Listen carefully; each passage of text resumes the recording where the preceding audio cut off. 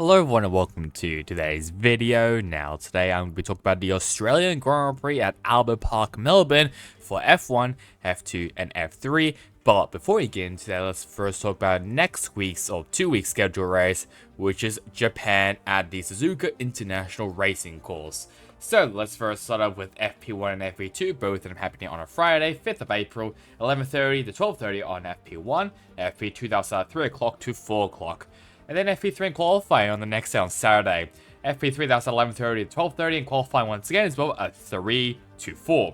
And then finally on the race, which is on a Sunday, that'll start at 2 o'clock. So that is Japan, and this obviously is a new, basically a new spot for Japan, considering it was mainly over in September. Now it has been moved forward to April. So let's now move over now to F3, and the first one that being a sprint race, and the winner of that was Martinez Senshorn. And then we have Arvid Lamblad and Lawrence Van Hopen ran out the podium.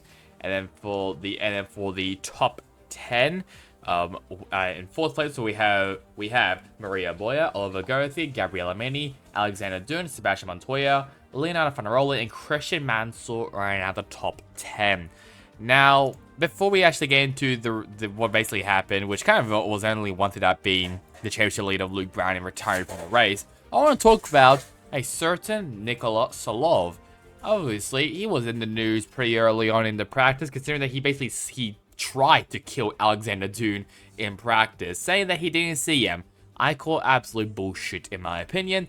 He definitely saw him. I mean, I just don't understand it, but I'm pretty sure he did get penalized in a couple grid positions, so at least that's a good side, but still very, very unsafe from Solov, and hopefully he has learned his lesson then. But that's really about it for the sprint race. It was kind of just mainly just Senshorn versus Van Hopen. That was kind of like the main two who were just going up against each other. And then finally for the feature race, that was won by Dino Beganovic. And then our pole sitter, Leonardo Fanarola and Gabriella Mini ran at the podium. And then for the top 10, we have Luke Brown and Charlie Verse, Sebastian Montoya, Maria Boya, Nikita Badger, Oliver Goethe, and Christian Mansell once again. The Aussie ran at the top 10 once again for the the second race in a row. No lot of stuff really happened. I mean, Verts did a great job with tire saving, so that's massive for him and his confidence. Prem obviously having a great day as well. Maybe not Lindblad, considering that he finished out in 11th place. But Luke Browning, from his retirement in the sprint race, now in 4th place in the feature race, is pretty good there for Luke Browning. And speaking of the driver standings as well, just what the standings looks like, and it's currently tied between Luke Browning and Leonardo Fanarola, and a couple points back is Gabriella Mini in 3rd place. Then next we have Dino Beganovic, Arvid Lamblad, Tim Chomeds, Christian Mansell, Lawrence Van Hopen, Maria Boya, and Sami Megatonev ran out the top 10, which you can't see, but there you go. And also Oliver Goethe as well, running out in 11th place. F2 now, and first off now with the sprint race, and that was won by Roman Stanek. Then we have Dennis Hauger and Kush Miney ran at the podium.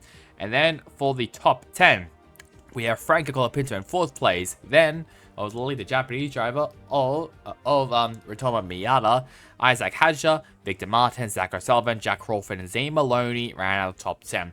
Now, Gabriel Borletto and Pepe Marti, both of them were incredibly unlucky, as both of them crashed out immediately on the opening lap on the front stretch.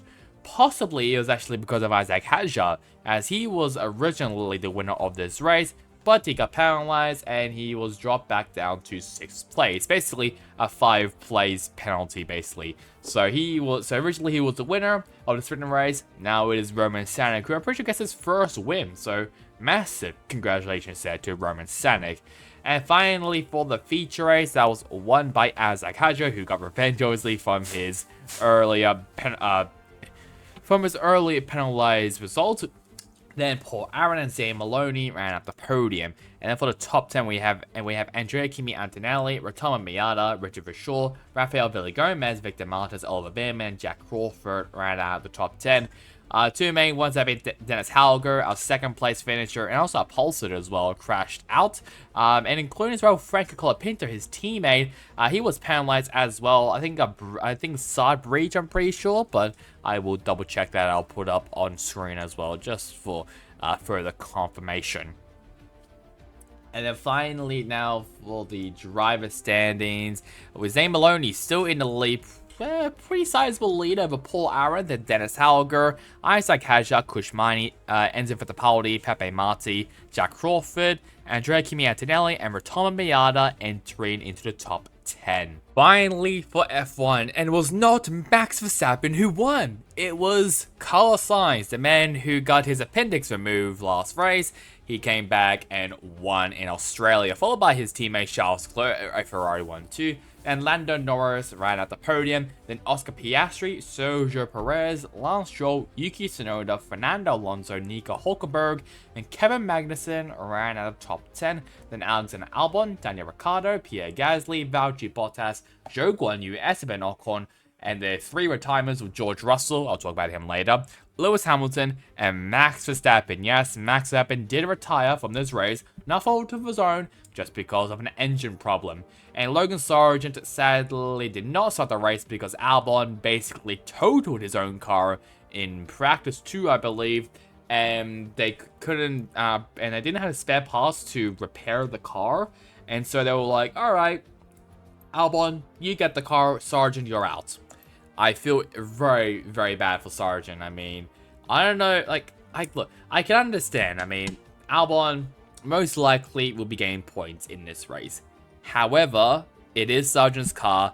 Albon totaled it, and I think Logan Sargent should have started this race.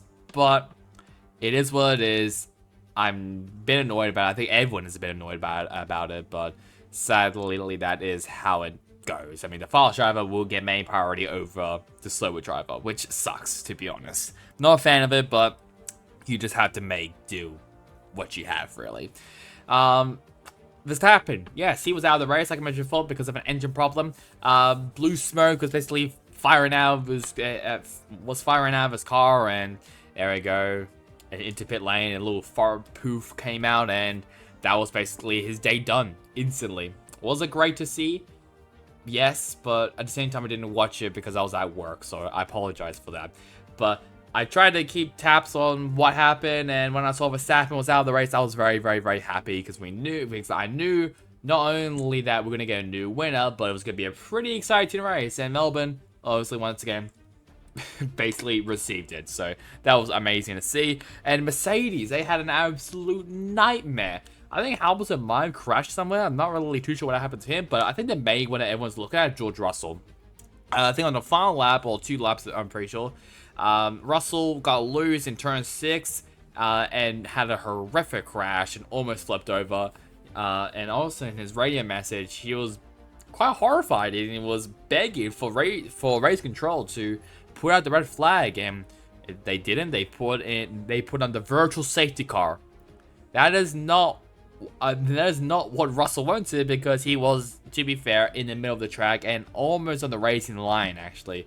And considering there's a bit of a blind corner, a driver could have definitely, like, hit him. So, not really a good par over in race control, but I'm glad they didn't get hit or anything. But it was just a nightmare day for Mercedes. They were just going down the dumpster after these new regulations, I'll be honest. They have not been that good, in my opinion. But yeah, hopefully they do bounce back in Japan, because they are pretty decent in Japan, but we'll see. We'll see what happens. But Alonso, actually, we're getting to Fernando Alonso later, actually, because, you know, Alonso, penalties happen after Russell, I will say. So, obviously retirements, like I mentioned before, Verstappen retired because of engine problems, including Hamilton, and Russell because of his horrific accident. Charles Leclerc getting a fast lap, and driver day went to Carlos Sainz. No surprises whatsoever there. And the penalties as well.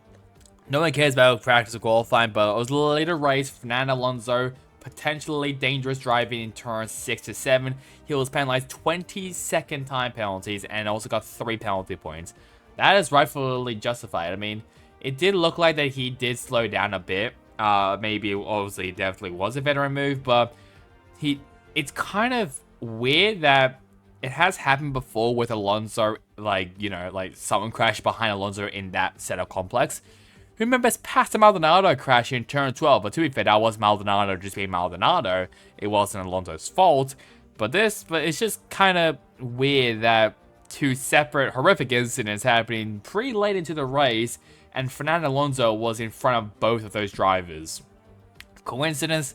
I think not. Let's now have a look now at the driver standings after Australia. Max Verstappen still in the lead, but only by a tinsy-wincy bit over Charles Leclerc, then Sergio Perez and Carlos Sainz, Oscar Piastri, Lando Norris, George Russell, Fernando Alonso, Lance Stroll, and Lewis Hamilton around the top 10. Yes, Lewis Hamilton has dropped that far to 10th place. Then Oliver Bearman, Yuki Tsunoda, both of them with 6 points. Nico Hulkenberg and Kevin Magnussen, and everyone else has no points. That includes Alexander Albon, Daniel Ricciardo, Esteban Ocon, Logan Sargent, Pierre Gasly, Valtteri Bottas, and Zhou Guanyu, all of them in 15. So just a reminder, the next week's schedule race is at Japan only for F1.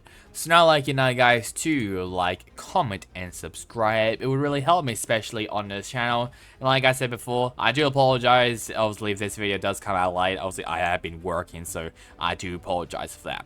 So that's really about it for me. Hope you guys enjoyed it. Catch you guys next time in the next one. Goodbye.